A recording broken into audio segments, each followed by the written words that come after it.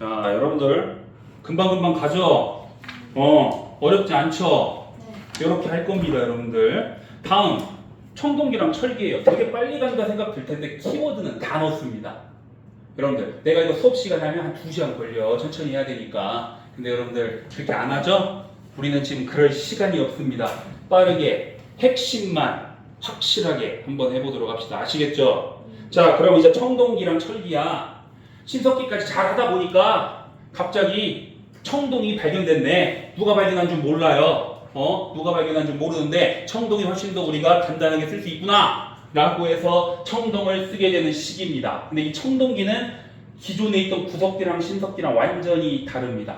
완전히 달라. 자, 청동기를 설명할 때 나는 여거를 무조건 설명합니다. 여거, 여기 뭐요? 변홍사입니다. 농경이랑 달라요. 아까 그 농경은 다른 겁니다. 왜 이 변홍사는 다르냐? 여러분들 쌀은 저장이 돼요? 안 돼요? 되잖아. 오이는 돼요? 오이 지금 냉장고 넣어놔도 3일만 지나면 못 먹어. 맞잖아. 그렇잖아. 근데 쌀은요, 관리만 잘하면 어떻게 된다? 누군가는 많이 가질 수 있죠.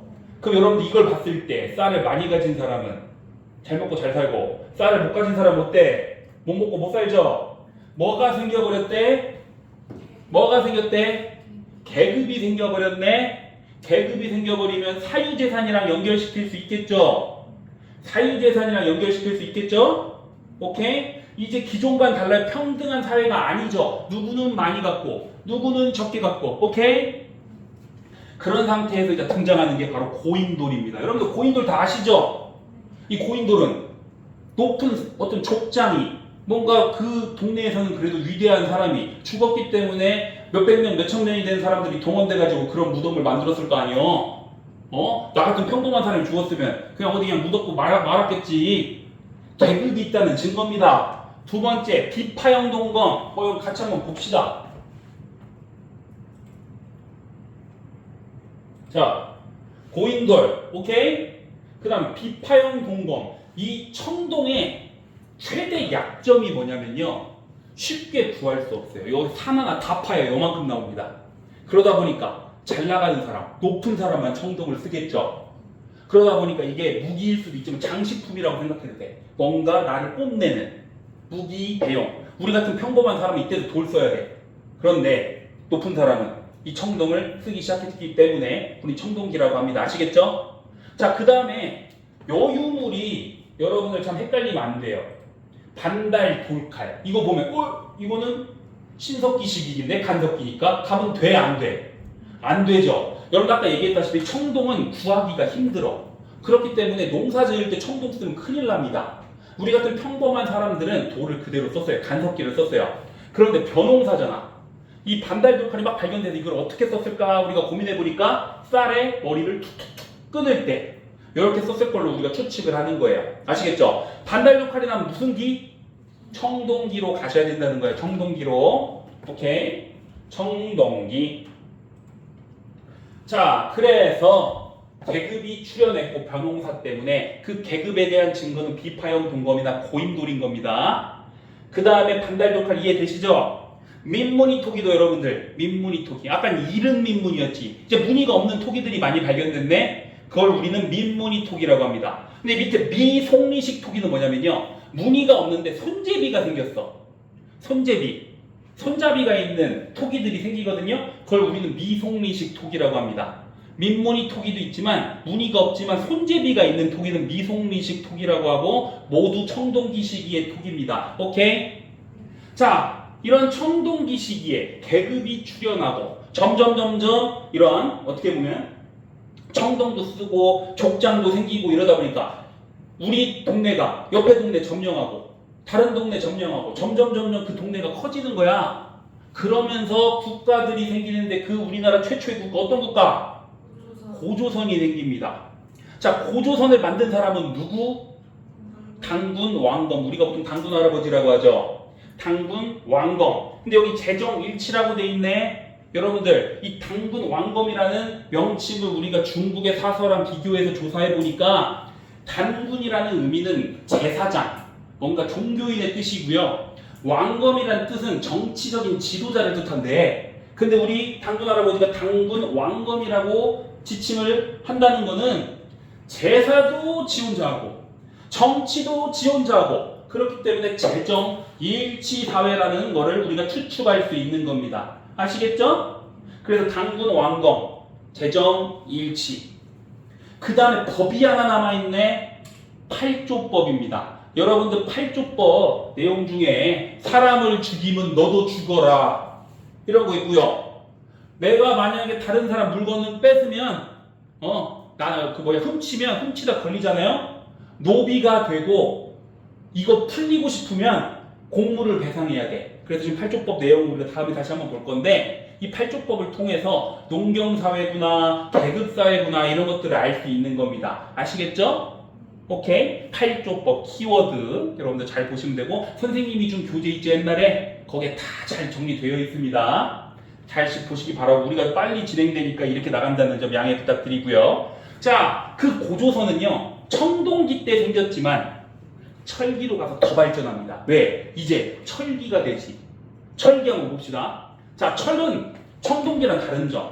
철은요 훨씬 쉽게 구할 수 있어요. 그리고 훨씬 단단합니다. 이제 철제 무기를 써도 되고 농기구도 곡괭이 이런 거 이제 철로 써도 된단 말이야. 자, 그러면요 청동 무기보다 철제 무기를 쓰기 시작하니까 정복 사업이 훨씬 더 활발해지죠. 정복 사업이 훨씬 더 활발해지니까 더 큰 나라들이 생기는 거야. 그리고 농기구도 아까 반달돌칼로 하는 것보다 쟁기랑 곡괭이랑 이런 걸로 하면 훨씬 농업 생산량이 증가되죠. 그렇기 때문에 결국에는 철기 시기에는요 이 청동기 시기보다 훨씬 국가가, 우리 이 당시엔 소국이라고 하거든요. 조그마한 국가들, 왜냐하면 족장들, 어떤 부족들이 통합하고 통합해서 조그마한 국가들이 생겼고 고조선도 그 조그마한 국가로 시작을 했어요. 그런데 이제 철기를 쓰기 시작하면서 옆에 동네가 아니고 옆에 큰 동네까지 훨씬 더 전국 사업을 활발하게 하면서, 그리고 농업 생산량도 훨씬 더 증가하면서 계급도 사유재산도 훨씬 더 진해지고 나라도 훨씬 더 커집니다. 철기 시기. 오케이? 고조선도 겁나게 커집니다. 그 시기를 생각하시면 되고요. 철기 시기에는 중국과 교류한 증거들이 많이 있어요. 중국과. 자, 명도전, 반량전. 이거 중국 화폐거든요. 명도전 같은 경우는 중국 전국시대 때 썼던 돈이고요. 반량전 같은 경우에는 진한시계, 진나라, 한나라 그 시기에 중국의 돈이에요. 그런데 이런 것들이 우리나라에서 발견된다는 거는 중국과 교류를 한 거예요? 안 한 거예요? 한 거죠. 그걸 통해서 알 수 있는 거고요. 경남 다홀이라는 곳에 붓이 발견됩니다. 붓은 뭐 쓰는 거야? 글자 쓰는 거고 한문을 썼겠죠? 한문은 누가 만들었어? 중국 거잖아. 그렇기 때문에 중국과 교류했다는 증거가 되는 거죠. 여기 보시면 자, 민무늬 토기 한번 보시면 되고요. 자, 그 다음에 이거 명도전, 이런 게 우리나라에서 발견됐는데 이거는 중국의 화폐입니다. 특히 중국 전국시대 때 썼던 화폐예요. 이게 우리나라에 발견됐기 때문에 교류를 했구나 정도로 우리는 알 수 있겠죠, 여러분들. 자, 다시 돌아가서 그리고 나서 여기 보시면 우리가 청동을 철기 시기에도 쓰긴 썼거든요. 청동을. 근데 이제는 철기를 주로 쓰다 보니까 이 청동 뭔가 장식품이나 이런 걸로 많이 썼습니다. 그런데 이 세연동검이 중요한 이유는요, 독자적이라고 그러죠. 왜 독자적이에요? 왜 거푸집이라고 써놨어? 혹시 여러분 거푸집 알고 계시죠? 거푸집. 자, 비파형 동검 같은 경우에는요 우리나라만 있는 게 아니에요. 저 만주지방, 시베리아 지방에도 많이 발견되거든요. 세연동검은요 우리나라 평양에서만 발견됩니다. 그리고 그 옆에 거푸집도 같이 발견돼. 그러면 우리나라가 독자적으로 만든 거예요? 안 만든 거예요? 만들었죠. 그래서 철기 시기에 세연동검이 있었는데 이거는 독자적인 성격을 가지고 있는 겁니다. 그리고 그 평양이 이제 고구려의 수도로 우리가 추측하고 있기 때문에 이 세연동검이 철기 시기에 만들어졌지만 이 독자성 꼭 기억해 주시기 바랍니다. 아시겠죠? 자, 그래서 훨씬 더 청동기 시기에 있었던 것들이 훨씬 더 발전된 시기가 철기입니다. 철기 시기예요. 고조선 또한 엄청나게 큰 국가로 발전되는데 이 고조선이요 당군 할아버지는 혈통이 쭉 왕이 되다가 한번 혈통이 바뀌어요.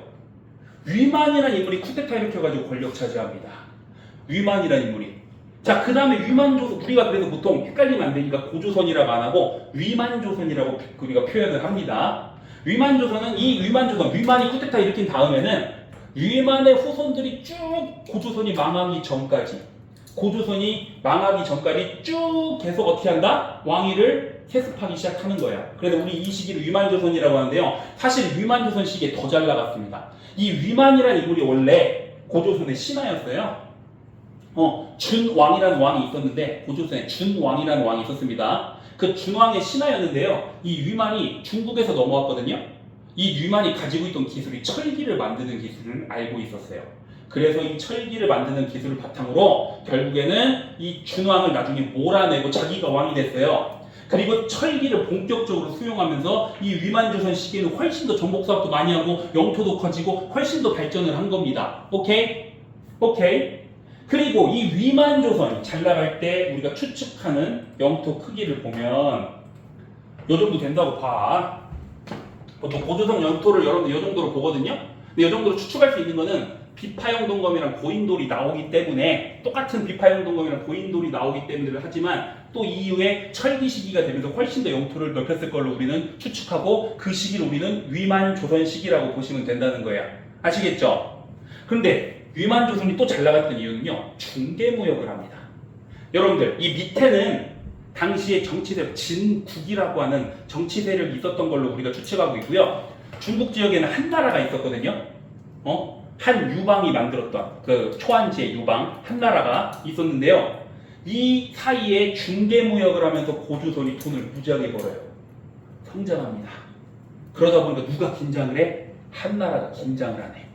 그래서 여러분들, 한 나라에도 한 무제라고 정보광이 있어요. 그 정보광이 어떻게 한다? 결국 침입합니다. 정보광이 침입을 합니다. 한무제가 침입을 하는데요. 이 당시 고조선의 왕, 우거왕입니다. 우거왕. 여기 우리 아까 여기에 써놨어요. 우거왕.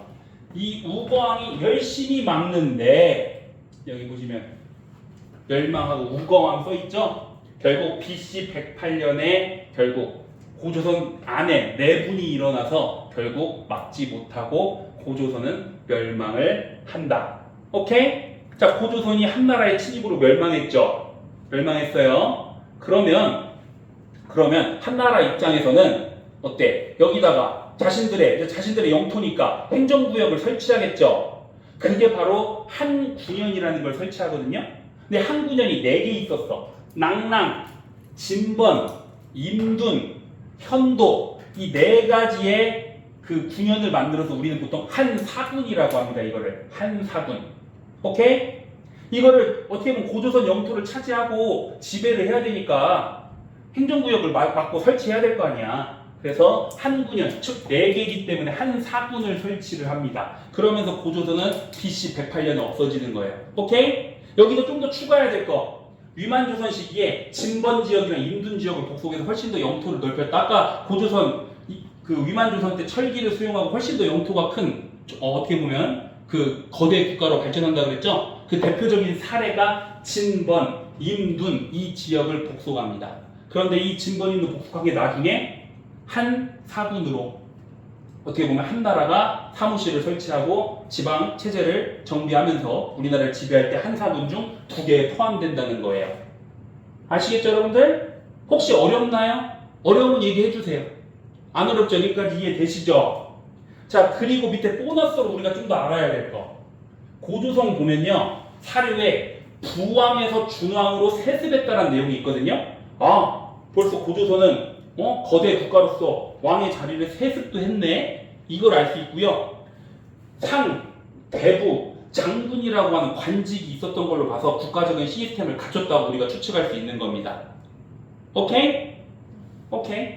혹시 어려운 거 있으면 꼭 얘기해 주세요. 아까 못 봤던 8조법 한번 봅시다. 사람을 죽인 자는 사형에 처한다. 아주 깔끔하죠. 요새는 이런 법들이 없는 것 같아. 막 연쇄살인 아직도 살아있다네. 이런 거 보면 아주 그냥 아주 깔끔합니다. 남에게 상처를 입힌 자는 곡식으로 갚는데, 이 곡식을 통해서 우리는 농경사회는 알 수 있겠죠. 남의 물건을 훔친 자는 노비로 삼는데, 원래 계급사회네? 알 수 있죠. 만약 용서를 받고 싶으면 50만 전 내야 된다. 화폐 썼네? 이런 거 할 수 있겠죠. 사유재산이 있었네. 이런 것들을 통해서 우리가 고조선의 삶을 추측할 수 있는 겁니다. 오케이? 필기가 안 보여? 오케이. 필기 다시. 이걸 뽑아서 드리면은 다 잘 것 같아서 내가 안 뽑았는데 일부러. 자, 한번 보세요. 뭐 잘 안 보이거나 뭐 좀 헷갈리는 거 있으면 꼭 얘기해 주세요. 다 보셨어요? 천천히 보세요. 자, 문제 한번 더 풀어볼 거야. 이렇게 딱 머리로 그려놔요. 그냥 이 판서 나중에 한번 내가 뽑아서 드릴까? 네, 철기 쪽 한 명만 확실히 더 같아요. 어디 철기를 더 확대해달라? 네. 오케이. 장군중이 어디 있어? 어디에 나 불러줄게. 어디? 그 명도전 아래 그 명도전 전국시대. 여긴 진한. 진한 시대입니다.